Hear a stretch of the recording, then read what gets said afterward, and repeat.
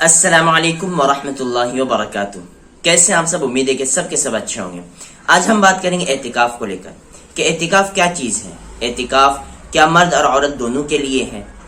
تو سب سے پہلی چیز یہ کہ رمضان، ماشاءاللہ رمضان کی مبارک لمحات، مبارک ساعات، مبارک گھڑیاں چل رہی ہیں اور اب رمضان اپنے تیسرے عشرے میں داخل ہونے کو ہے۔ رمضان میں کچھ ایسی چیزیں ہیں جو خاص طور سے رمضان کی سنتیں ہیں۔ مثال کے طور پر سب سے پہلی جو سنت وہ یہ کہ تراوی جو ہم ماشاءاللہ ہم سب پڑھ رہے ہیں۔ دوسری سنت قرآن ویسے بھی دیگر رمضان کے علاوہ میں بھی پڑھنا ہے، لیکن رمضان کے ساتھ میں ایک خاص سنت ہے کہ اللہ کے نبی صلی اللہ علیہ وسلم جبریل علیہ السلام کے ساتھ میں دور کیا کرتے تھے، ایک دوسرے کو سنایا کرتے تھے۔ تو رمضان میں کم سے کم ایک قرآن ختم کرنا یہ سنت ہے۔ تیسری اعتکاف، اللہ کے نبی صلی اللہ علیہ وسلم کی زندگی سے ثابت ہے کہ اللہ کے نبی صلی اللہ علیہ وسلم رمضان میں اعتکاف فرمایا کرتے تھے۔ اب بعض رمضان اللہ کے نبی صلی اللہ علیہ وسلم نے پورے مہینے کا اعتکاف فرمایا، بعض رمضان اللہ کے نبی صلی اللہ علیہ وسلم نے 2 عشرے کا اعتکاف فرمایا، اور اکثر عام طور پر اللہ کے نبی صلی اللہ علیہ وسلم نے رمضان کے آخری عشرے کا اعتکاف فرمایا۔ اعتکاف کیوں ہوتا ہے؟ اعتکاف ہوتا ہے شب قدر کی تلاش کے لیے۔ شب قدر کیا ہے؟ شب قدر وہ رات ہے جو 1000 مہینوں سے افضل ہے، جس کے بارے میں اللہ تبارک و تعالیٰ قرآن مجید میں فرماتے ہیں لیلۃ القدر خیر من الف شہر تنزل الملائکۃ والروح فیہا بإذن ربہم من کل امر سلام ہی حتی مطلع الفجر، کہ شب قدر یہ 1000 مہینوں سے افضل ہے۔ اللہ کے نبی صلی اللہ علیہ وسلم نے شب قدر کے بارے میں فرمایا کہ شب قدر کو رمضان کے آخری عشرے کے طاق راتوں میں تلاش کرو۔ طاق راتوں سے مراد 21، 23، 25، 27، 29 یہ طاق راتیں کہلاتی ہیں۔ اب اس میں تلاش کرنا ہے تو اس کے لیے سب سے آسان سا اور سب سے ایزی وے کیا ہے؟ تو سب سے آسان راستہ یہ ہے کہ رمضان کے آخری عشرے میں اعتکاف کیا جائے۔ اگر آپ اعتکاف کرتے ہیں تو لا محالہ آپ کو شب قدر ملنی ہی ہے۔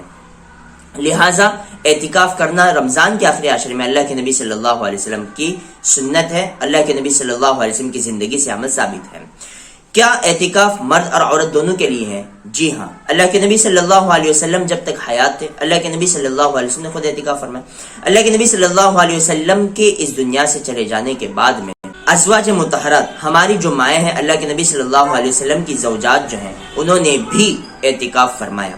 لہٰذا مرد حضرات تو مسجد میں اعتکاف کریں گے، اور مسجد میں بھی مسلک شافعی کے اعتبار سے جامع مسجد میں، آپ کے شہر کی جامع مسجد میں اعتکاف کرنا یہ افضل ہے۔ اب عورتیں اعتکاف کہاں کریں؟ عورتیں تو مسجد میں نہیں آ سکتی، تو لہٰذا عورتیں اپنے گھر میں اس جگہ میں اعتکاف کریں جو نمازوں کے لیے خاص ہوتی ہے، عبادت کے لیے خاص ہوتی ہے۔ اگر گھر میں کوئی ایسی جگہ نماز عبادت کے لیے خاص نہیں ہے تو ایک کونا پکڑ لے، وہاں پر پردہ باندھ دے اور اس میں وہ اعتکاف کر سکتی ہیں۔ اب اگر کوئی حضرات ایسے ہیں جو پورا عشرہ اعتکاف نہیں کر سکتے تو وہ حضرات ایسے حضرات کیا کریں؟ تو ان کے لیے سب سے آسان راستہ ہے کہ وہ مغرب سے عشاء کے درمیان کا اعتکاف کر لیں۔ اور مغرب سے عشاء کے درمیان کے اعتکاف کی بھی دوسری فضیلتیں آئی ہیں۔ اعتکاف کی کیا فضیلتیں؟ انشاءاللہ اس پر ایک مستقل طور پر ویڈیو آپ کے سامنے آ جائیں گی۔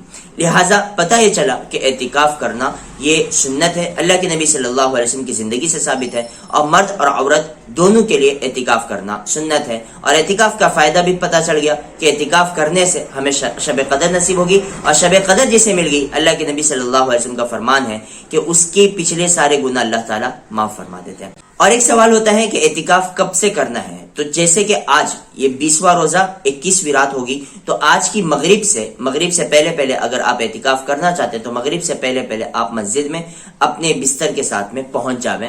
آپ کا 10 دن کا اعتکاف آج سے ہی شروع ہوگا، لہٰذا اس بات کا خیال رکھیں۔ امید کرتے ہیں کہ آپ کو یہ پوری چیزیں سمجھ آ گئی ہوگی۔ اگر نہیں سمجھے تو کمنٹ باکس میں آپ ہم سے پوچھ سکتے ہیں، اور جاتے آپ سے گزارش ہے کہ اگر آپ ہمارے چینل پہ نئے ہیں تو سبسکرائب ضرور کیجئے، ویڈیو پسند نہیں ہے تو لائک ضرور کیجئے، اور اس ویڈیو کو زیادہ سے زیادہ اپنے دوست احباب تک شیئر کیجئے۔ ملتے ہیں اگلی ویڈیو میں، تب تک کے لیے اجازت دیجیے۔ السلام علیکم ورحمۃ اللہ وبرکاتہ۔